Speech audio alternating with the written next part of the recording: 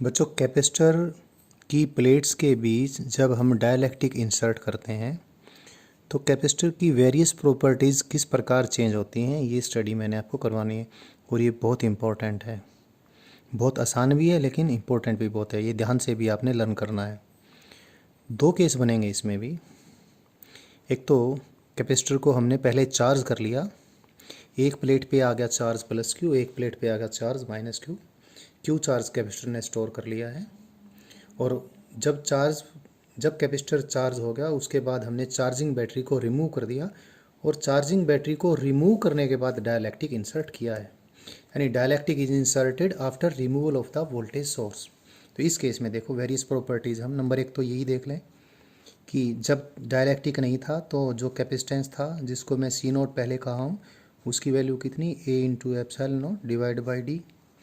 और ये आपको मालूम है कि जब डाइलेक्ट्रिक इंसर्ट हो जाएगा तो के टाइम जिसका कैपेसिटेंस इंक्रीज हो जाएगा और अब नया कैपेसिटेंस ये हो जाएगा, क्योंकि इस केस में वोल्टेज सोर्स तो रिमूव कर ही दी, इसलिए चार्ज तो कांस्टेंट रहेगा।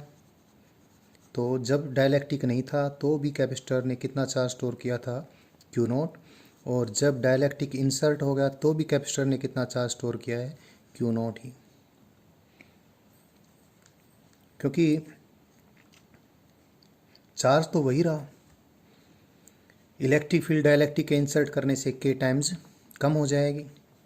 तो अगर मैं वोल्टेज की बात करूं, voltage that is potential difference between the two plates, जब वैक्यूम है प्लेट्स के बीच में तो उसको मैंने वी नोट लिखा, और वी नोट कितना होगा, ये होगा Q naught divide by C naught. और जब हमने डाइलेक्ट्रिक इंसर्ट कर दिया तो ऐसी सिचुएशन में जो वी होगा, वी कितना होगा, वी होगा कितना, वी नोट डिवाइड बाई के। ऐसा क्यों होगा, क्योंकि पहले इलेक्ट्रिक फील्ड थी ई नोट, तो वी नोट कितना था, वी नोट था ई नोट इंटू डी। अब क्योंकि इलेक्ट्रिक फील्ड के टाइम्स कम हो गई तो इसलिए वी कितना हो जाएगा, E naught divide by K into D, इसलिए this is V naught divide by K. एक चीज़ मैंने बता दी है कि इलेक्ट्रिक फील्ड वैक्यूम जब था प्लेट्स के बीच में तो ई नोट थी, और डाइलेक्ट्रिक जब डाल दिया तो इलेक्ट्रिक फील्ड के टाइम्स रिड्यूस हो गई जब हमने वोल्टेज सोर्स रिमूव कर दी थी। तो अभी ये जो हमारे पास तीन बातें आई हैं, इसको चार भी बोल सकता हूँ, इलेक्ट्रिक फील्ड का भी मैंने बता ही दिया है आपको। तो पहले इलेक्ट्रिक फील्ड थी ई नोट, और अब इलेक्ट्रिक फील्ड कितनी हो गई, ई जो हो गई वो ई नोट बाई के हो गई। अब अगली बात मैं कंपेयर करना चाहूँगा कि कितनी भाई, और ई नोट की वैल्यू भी अगर लिखना चाहें तो पहले ई नोट कितना था, Q naught upon A epsilon nought, और अब ई जो है वो कितना है, क्यू नोट डिवाइड बाई के ए एप्सिलॉन नोट। अब देखते हैं energy stored by the capacitor. जब वैक्यूम था तो कितनी एनर्जी स्टोर्ड थी, क्योंकि चार्ज कांस्टेंट है तो चार्ज के फॉर्म में लिखें, half Q square divide by C naught. अब जो डाइलेक्ट्रिक स्लैब कैपेसिटर प्लेट्स के बीच आ गई तो कितनी एनर्जी स्टोर्ड है, दिस इज़ हाफ क्यू, तो उतना है, क्यू नोट के बराबर ही है, बट सी के टाइम्स इंक्रीज होगा। So we can see that in this case potential energy, electrostatic energy stored by the capacitor decreases by k times. Next thing, force की अगर मैं बात करूं तो ये आपको पहले ही बता चुका, जब कैपेसिटर प्लेट्स के बीच वैक्यूम था तो भी फोर्स कितना था, Q square divide by 2a epsilon nought. और जब डाइलेक्ट्रिक स्लैब बीच में डाली हुई है लेकिन चार्ज कांस्टेंट है, वोल्टेज सोर्स कनेक्ट नहीं कर रखी है, तब भी फोर्स उतना ही है जितना पहले था, that is Q square divide by 2a epsilon nought. Last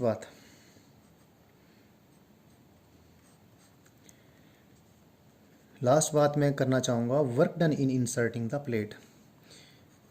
external agency plate के बीच work done in inserting the slab between the plates, वो कितना होगा, क्योंकि काइनेटिक एनर्जी अगर हम चेंज नहीं होने देते हैं, so that is U2 minus U1। और U2 कितना है भाई, U2 है U0 डिवाइड बाई K, और U1 कितना है खुद U0. So work done by the external agent is it is this. और U0 की वैल्यू आपको मालूम है, so it is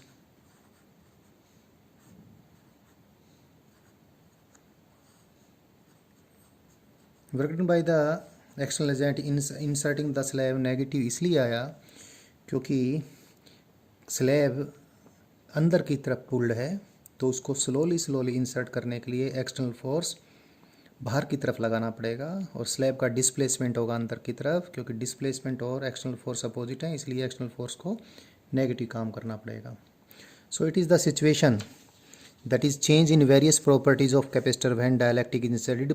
The first case when the dielectric is inserted after removal of the voltage source. अब दूसरा case करेंगे. क्या हमने कैपेसिटर की प्लेट्स के बीच वोल्टेज सोर्स को यानी बैटरी को रिमूव नहीं किया, और बैटरी को लगे रहने देते हुए प्लेट्स के बीच हमने डाइलेक्ट्रिक स्लैब को इंसर्ट किया. तो वेरियस प्रॉपर्टीज़ कैसे चेंज होगी ये मैंने आपको बतानी है, अभी डिस्कस करते हैं. तो वही मैंने केस लिया कि कोई पैरेलल प्लेट कैपेसिटर है, distance between the plates is D, plate area is A, और initially there is vacuum between the plates और air between the plates, and a voltage source of EMF E is connected across the plates. V voltage की voltage source plates को charge देने के लिए उनके across connect कर रखी है. इनिशियली कैपेसिटर की प्लेट्स पे चार्ज Q0 है, एक पे प्लस Q0 एक पे माइनस Q0. तो अगर मैं इंसर्ट कर दूं डाइलेक्ट्रिक, तो जो चेंज होंगे वो मैंने बताना है. तो शुरुआत करते हैं सबसे पहले हम कैपेसिटेंस से. जब वैक्यूम है तो कैपेसिटेंस कितना है, जो ऑलरेडी आपको मालूम है C0 है, और C0 कितना है A into epsilon divide by D है. और जब डाइलेक्ट्रिक स्लैब अंदर चली गई तो कैपेसिटेंस अब उसको C बोल दूं, और C कितना C0 divide by C0 into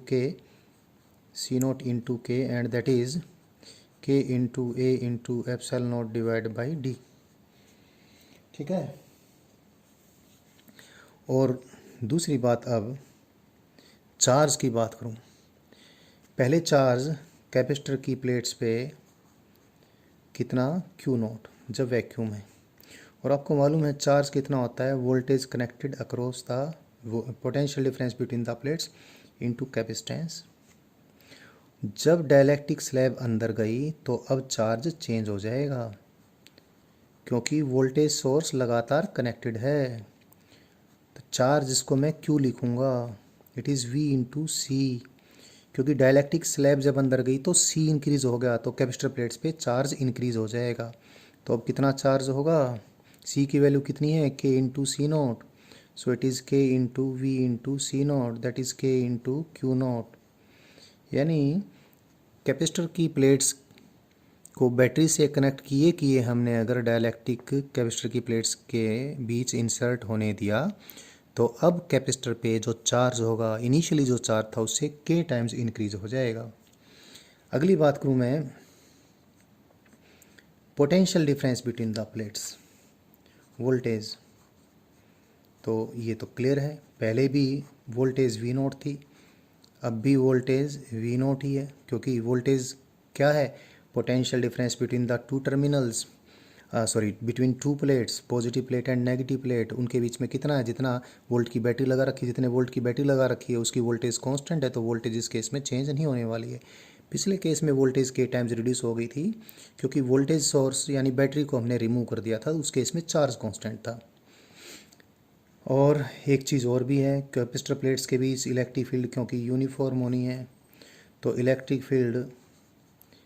uniform electric field और पोटेंशियल डिफरेंस के बीच में क्या रिलेशनशिप होती है, उस रिलेशनशिप को फॉलो करूँ मैं, तो electric field between the plates कितनी होगी, पहले केस में V0 अपॉन D, और दूसरे केस में भी इतनी होगी. यानी जब डाइलेक्ट्रिक स्लैब, पहला केस जब डाइलेक्ट्रिक स्लैब प्लेट्स के बीच में नहीं है तो इलेक्ट्रिक फील्ड है V0 डिवाइड बाई D, और जब डाइलेक्ट्रिक स्लैब अंदर गई तब इलेक्ट्रिक फील्ड कितनी है तब जो potential difference between the plates है divide by distance between the plates, D भी उतना ही है और वी नोट भी उतना ही है, वी भी उतना ही है।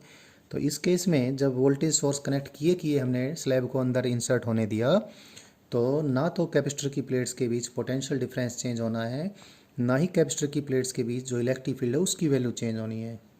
लेकिन इस केस में जो एनर्जी स्टोर्ड है उसकी वैल्यू पिछले वाले केस से जो डिफरेंट होगी उसको स्टडी कर लेते हैं। एनर्जी स्टोर्ड की बात करूँ मैं,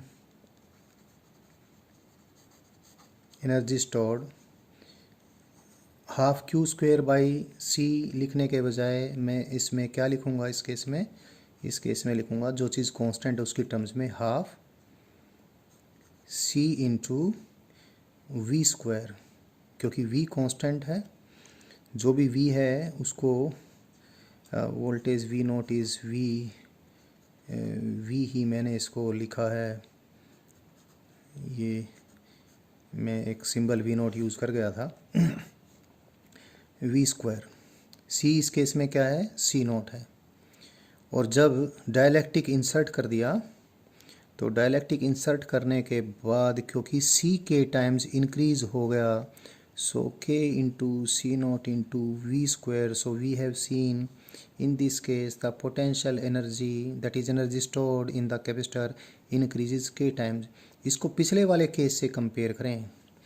पिछले वाले केस में हमने कैपेसिटर को चार्ज करके वोल्टेज सोर्स डिस्कनेक्ट कर दी थी, चार्ज कांस्टेंट था।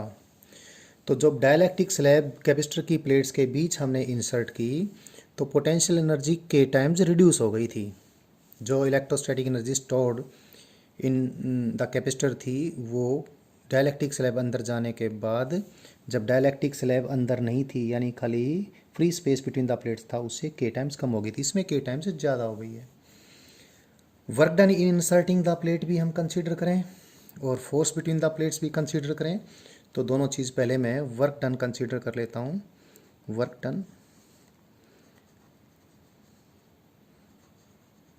डन कैलकुलेट करने के लिए मैं वर्क एनर्जी थ्योरम का इस्तेमाल करूँगा। Work done by the external force यानी work done in inserting the plate by the external force, जो भी एक्सटर्नल फोर्स की सहायता से प्लेट्स को अंदर जाने दूंगा मैं, plus work done by battery that is work done by all the external agencies is equal to change in potential energy, final potential energy minus initial potential energy. Work done by the external agent जिसकी सहायता से slowly dialectic slab को अंदर जाने दूंगा। Work done by the battery is potential difference between the two terminals of the battery, that is EMF or voltage of the battery, into charge that will flow, final charge Q minus initial charge Q note. ये कितना है, K into you note है, ये कितना है, you note है। So work done by the external agency. अब Q की वैल्यू भी आपको पहले बता दिया मैंने, K टाइम्स है तो K टाइम्स क्यू नोट है।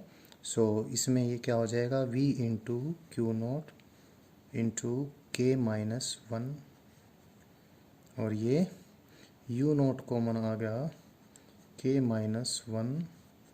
यू नोट की वैल्यू पुट कर देता हूँ, यू नोट कितना है, half C into V square है। So by putting the value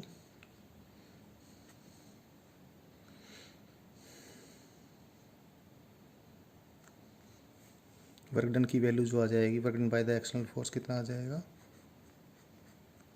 if I put the value of energy stored, so what we get, इसको भी मैं Q के फॉर्म में भी कर सकता हूँ या इस Q को भी मैं V के फॉर्म में लिख सकता हूँ। तो किसी भी एक तरीके से मैं करूँ, यू नोट को लिख देता हूँ half C note into V nought square that is V square into K minus one minus V into Q nought. Q nought क्या है, क्यू नोट है C note into V this और K minus one, ये पहले भी मैंने calculate किया था वही बात आएगी। So this is minus half C note into V square into K minus one. Again the work done is negative. Work done negative होने का मायना वही है क्या, जो एक्सटर्नल फोर्स है वो हमने डिस्प्लेसमेंट के अपोजिट लगाना पड़ा। पहले से हमें मालूम है कि डाइलेक्ट्रिक स्लैब कैपेसिटर प्लेट्स के अंदर खिंचनी है, अपने आप अंदर खिंचेगी इलेक्ट्रिक फोर्स के कारण से। अगर उसको हमने एक्सेलेरेट नहीं होने देना तो एक्सटर्नल फोर्स हमने जो डाइलेक्ट्रिक स्लैब पे लगाना है वो बाहर की तरफ लगाना है, इसलिए वो क्योंकि डिस्प्लेसमेंट के अपोजिट होगा तो work by the external force negative होगा। लास्ट कैलकुलेशन रह गई इसमें, वो क्या है, force between the plates. Force between the plates this is equal to, पहले जब डाइलेक्ट्रिक स्लैब नहीं थी तो कितना था भाई, एक प्लेट ने जो फील्ड बनाई गुना दूसरे प्लेट का चार्ज। क्यू नोट को अगर वी के फॉर्म में लिखूँ so Q nought square is C note into V nought, तो C nought square into V square divide by 2a epsilon nought. और जब डाइलेक्ट्रिक स्लैब हमने अंदर डाल दी तो डाइलेक्ट्रिक स्लैब जब अंदर डाल दी जाएगी तो प्रत्येक प्लेट पे चार्ज इंक्रीज हो गया और चार्ज की वैल्यू होगी क्यू। तो एक प्लेट जो फील्ड बनाएगी कितनी, Q upon 2a epsilon note into the charge of the second plate, so it is this. और के क्यू कितना है, के टाइम्स क्यू नोट है, so this is K square Q nought square divide by 2a epsilon nought. So इस case में जो force होगा वो के स्क्वायर टाइम्स बढ़ जाएगा। तो जब कैपेसिटर की प्लेट्स बैटरी से हमने कनेक्टेड रखी तो वेरियस प्रॉपर्टीज़ डाइलेक्ट्रिक स्लैब जब अंदर जाएंगी तो किस प्रकार चेंज होंगी, और अगर बैटरी डिस्कनेक्ट किए हमने डाइलेक्ट्रिक स्लैब को इंसर्ट होने दिया तो वेरियस प्रॉपर्टीज़ कैसे चेंज होंगी। ये दोनों चीज़ें मैंने आपको बता दी हैं। ये दोनों चीज़ें इंपॉर्टेंट है, आसान भी, आपने ठीक से समझ ली होंगी। That is all about this chapter, that is dielectric and polarisation.